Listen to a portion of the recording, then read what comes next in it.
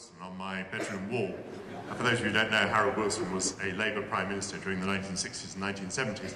But my father made me think there must be something very special about this democracy thing, that he, being an exile, having lost so much in his life, nonetheless is content to live in a place where we elect our own government, that was fundamentally important to him, and indeed that he didn't want to return to Spain for as long as Spain was not in a position to elect its own government. And this feeling has stayed with me ever since. There must be something rather special about democracy.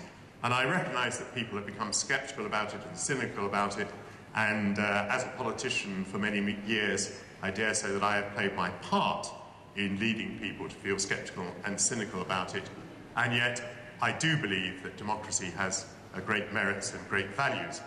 But my thesis today is that there is a feeling that democracy, is the spirit of the age. It has advanced across the globe in an impressive way, which I'll document in just a moment. There's a feeling that surely, it is secure in the modern world. And I've chosen just to put a question mark against that, and to say that I think democracy is on trial in the sense that it is relatively untested, and we don't yet know exactly what the outcomes will be.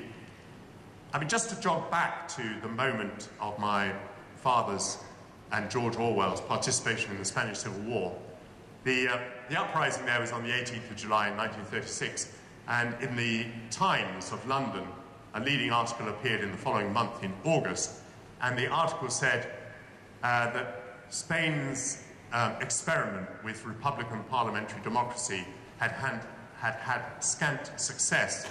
Maybe, said the Times, the system that suits the United Kingdom is one that suits very few other countries in the world.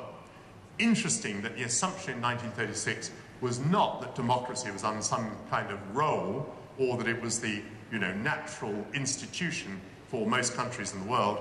Rather, the assumption was that it was an institution probably preserved for a very small number of countries. And I also think it's interesting